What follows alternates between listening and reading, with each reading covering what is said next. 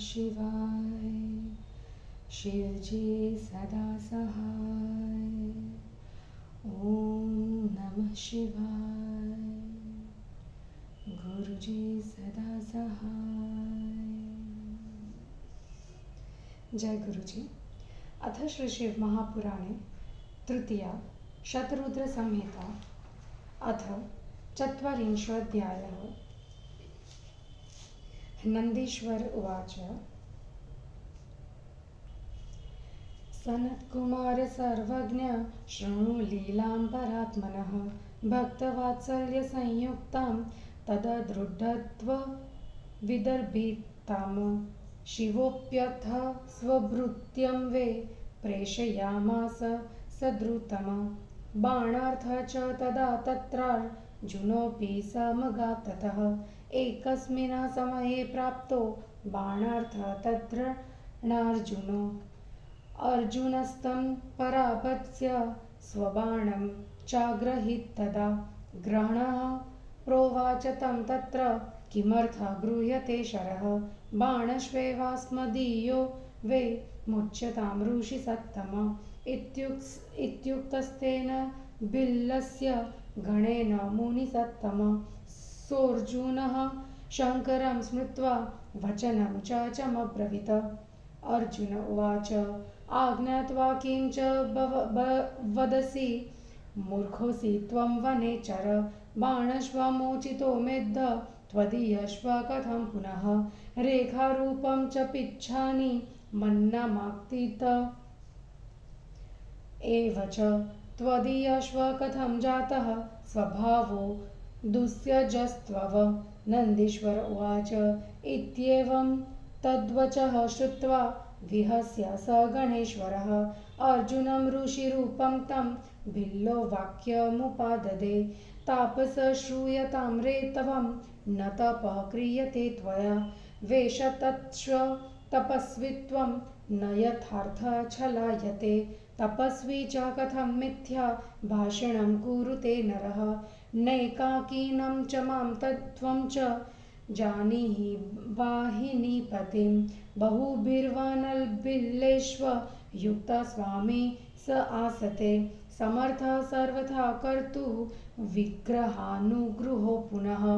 वर्तते तस्य बाणोऽयं योनितश्च त्वयाधुना।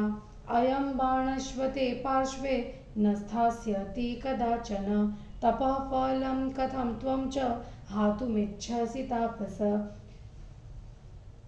चौर्याच्छलादर्धमानाद् विस्मयास्तस्त्यभञ्जनात्। तपसा क्षीयते सत्यमेतदेव मया श्रुतं। तस्माच्च तपस्तेऽद्ध भविष्यति फलं कुतः। तस्मादमुक्तबाणो हि कृतध्वंस्त्वं भविष्यसि। ममेव स्वामिना बाणस्तर्वार्थे मोचितो ध्रुवं। शत्रुज्वमारितस्तेन पुनर्बाणश्वरक्षितः। अत्यन्तं च कृतध्वोऽसि तपोशुभकरस्तथा। सत्यं न भाषसे त्वं च किमत सिद्धिमिच्छसि। प्रयोजनं चेद्बाणेन स्वामी च याच्यतां मम। ईदृशांश्व बहून् बाणान् तदा दातुं क्षमस्वयं। राजा च वर्तते मेध किं त्वेवं याच्यते त्वया। उपकारं परित्यज्य ह्युपकारं समीहसे। नैतदुक्तं त्वयादैव क्रियते त्यज चापलम्। इत्येवं वचनं तस्य श्रुत्वा पार्थोऽर्जुनस्तदा क्रोधं कृत्वा शिवं स्मृत्वा मितं वाक्यमथाब्रवीत्। अर्जुन उवाच। शृणु बिल्ल प्रवक्ष्यामि न सत्यं तव भाषणं। यथा जातिस्तथा त्वं च जानामि हि वनेचर। अहं राजा भवाच्चौरः कथं युद्धप्रयुक्तता। युद्धं मे सबले कार्य नाधमेर्हि कदाचन।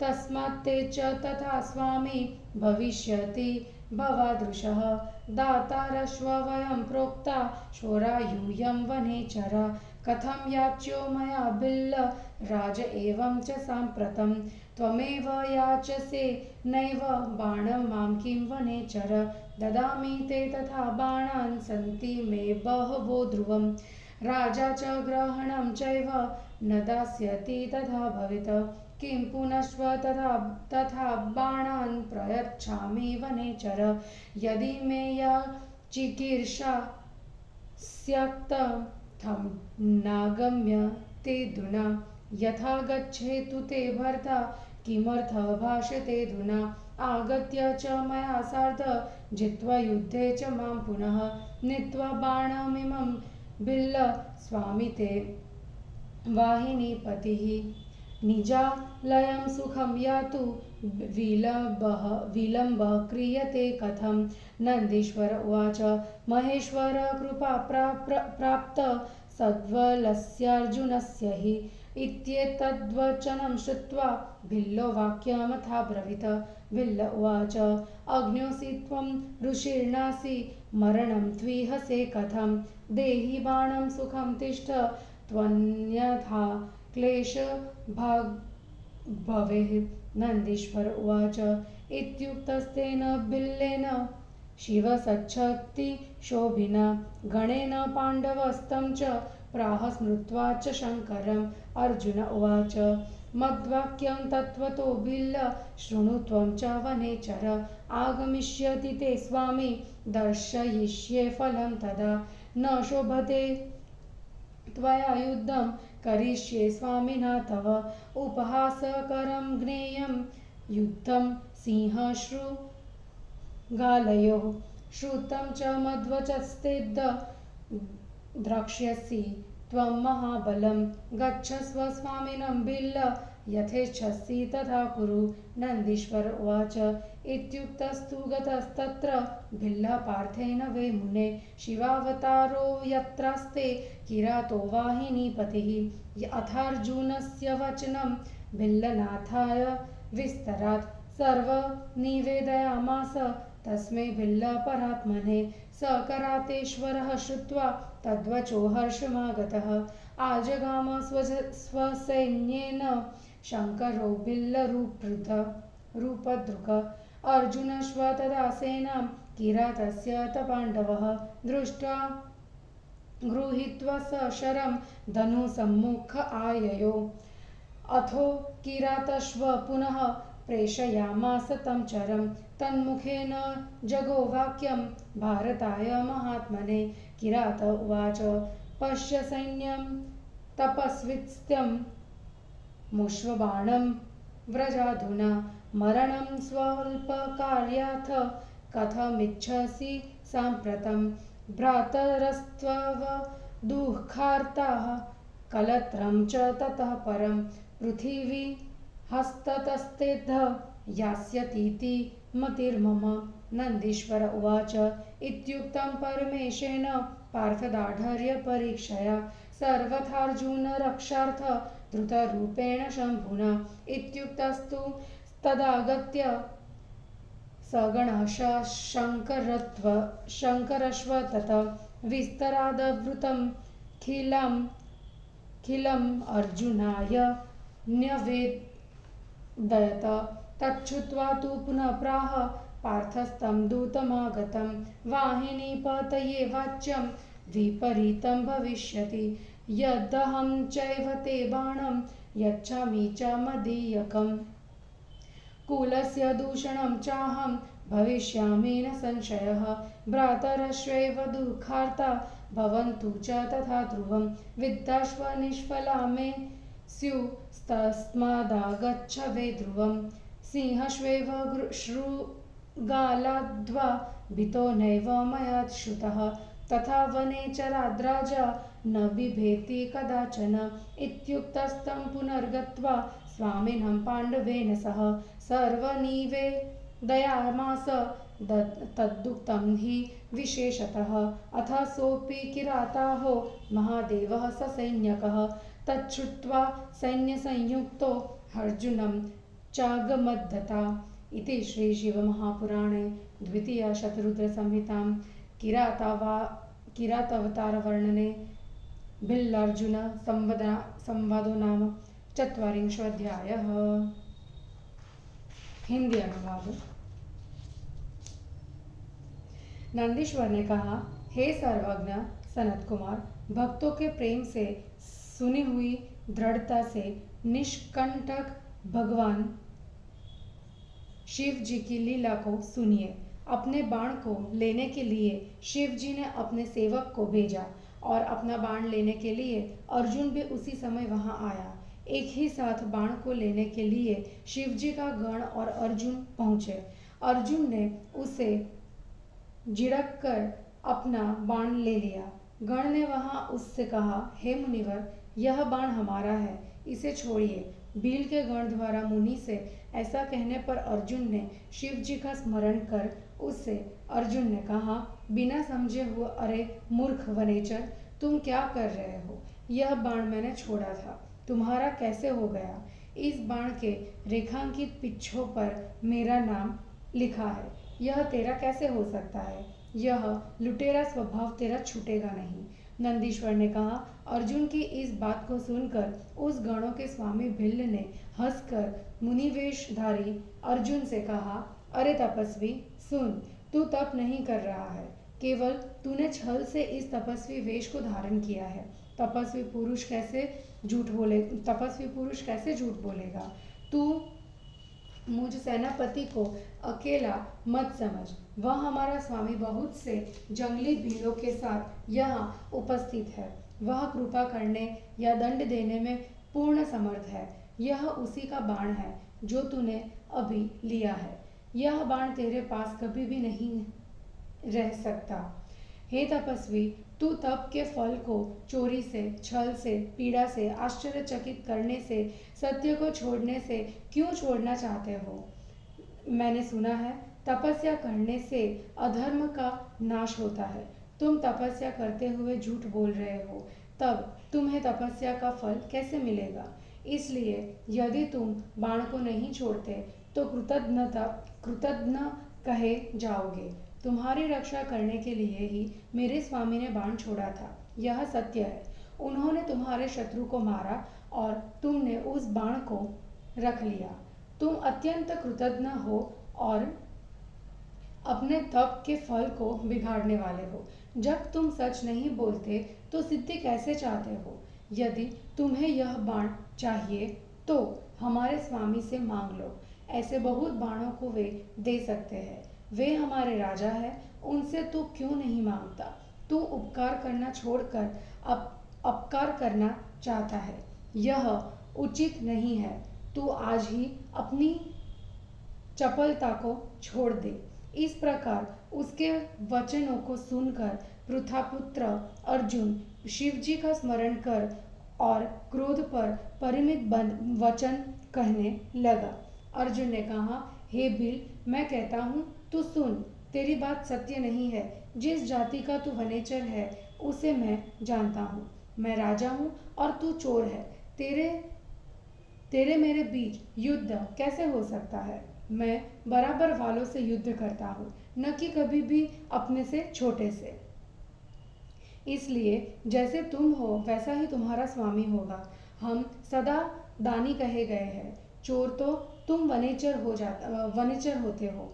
हे वनेचर, तुम ही बतलाओ कि मैं भीलराज से कैसे मांगूं? तू ही मुझसे मेरा बाण क्यों नहीं मांग लेता? मेरे पास बहुत से बाण हैं और मैं तुम्हें दे सकता हूँ। तुम्हारा राजा मुझसे ले सकता है, किंतु वह ऐसे बाण दे नहीं सकता। वनेचर, यदि तेरे स्वामी की इच्छा है तो मैं ऐसे अनेक बाण दे सकता हूँ। वह मांगने के लिए क्यों नहीं आता? केवल तुम बातें कर रहे हो। तुम्हारा स्वामी यहाँ आए और मेरे साथ युद्ध करने मुझे जीते। हे भील सेनापति, तुम्हारा स्वामी इस बाण को लेकर सुखपूर्वक अपने घर को जाए, वह देर क्यों कर रहा है? नंदीश्वर ने कहा, महेश्वर की कृपा से प्राप्त बलवाले अर्जुन की इन बातों को सुनकर भील इस प्रकार कहने लगा, भील ने कहा, तुम मूर्ख हो, कोई सर्वज्ञ ऋषि नहीं हो, तुम क्यों मरना चाह रहे हो? बाण दे दो, फिर सुख से रहो, नहीं तो कष्ट भोगना पड़ेगा। नंदीश्वर ने कहा। शिव शक्ति से शोभित उस भील के ऐसा कहने पर अर्जुन शिवजी का स्मरण कर उससे कहने लगा। अर्जुन ने कहा, हे वनेचर भील, मेरी बात को भली भांति सुन लो। जब तुम्हारे स्वामी आएंगे तब उनको इसका फल दिखलाऊंगा। तुम्हारे साथ युद्ध करना सिंह श्रृंगाल के युद्ध के समान उपहासास्पद होगा। मैं तुम्हारे स्वामी से युद्ध करूंगा। मेरी बात आज तुमने सुन ली, अब तू मेरे महाबल को देखेगा। अब तू अपने स्वामी के पास जा, जैसी तेरी इच्छा है वैसा कर। नंदीश्वर ने कहा, हे मुनि, अर्जुन के ऐसा कहने पर वह भील वहां गया जहां शिवावतार सेनापति किरात थे। उसके बाद उस भील ने विस्तार से परमात्मा भोलेनाथ से अर्जुन द्वारा कही गई सभी बातें कही। वे किरातेश्वर गण द्वारा कही गई उस बातों को सुनकर प्रसन्न हो गए और भिल्ल रूपधारी शिव जी अपनी सेना सहित वहां आ गए। पांडव अर्जुन भी उस किरात की सेना को देखकर धनुष बाण लेकर वहां आ गया। उसके बाद किरात ने उस चर को फिर भेजकर महात्मा अर्जुन के लिए संदेश भेजा। किरात ने कहा, हे तपस्वी, तू सेना को देख बाण को लौटा दे। थोड़े से कार्य के लिए तू इस समय मरना क्यों चाह रहा है? तेरे भाई तथा स्त्री दुखी होंगे और आज तुम्हारे हाथ से पृथ्वी का राज्य चला जाएगा, ऐसा मेरा विचार है। नंदीश्वर ने कहा, अर्जुन की रक्षा करने के लिए कपटी रूप को धारण किए हुए परमेश्वर शिव जी ने अर्जुन के मन की दृढ़ता की परीक्षा लेने के लिए कहा। इतना कहने पर गण सहित शिव जी ने आकर विस्तार से संपूर्ण बात उसे समझाई। यह सुनकर अर्जुन ने सामने आए हुए उस दूत से कहा कि तुम जाकर सेनापति से कहो, आपके कहने के अनुसार करने पर सब उल्टा हो जाएगा। यदि मैं उस अपने बाण को तुम्हें लौटा दूंगा तो मैं निसंदेह कुल कलंक कहाँ जाऊंगा। मेरे भाई दुखी होंगे, मेरी विद्याएं भी व्यर्थ हो जाएगी। इसलिए आओ युद्ध कर ले। सियार से सिंह डरा, ऐसा मैंने कभी नहीं सुना। उसी तरह वनेचर से राजा कभी डरता नहीं है। पांडव द्वारा कही गई बातों को उसने पुनः अपने स्वामी से वहां जाकर विशेष रूप से कहा। उसके बाद वे किरात रूपी महादेव जी भी उस बातों को सुनकर सेना के साथ अर्जुन के समीप चले गए। और इस प्रकार श्री शिव महापुराण में किरातावतार वर्णन प्रसंग में बिल्ला अर्जुन संवाद नामक 40वां अध्याय समाप्त हुआ। जय गुरु जी।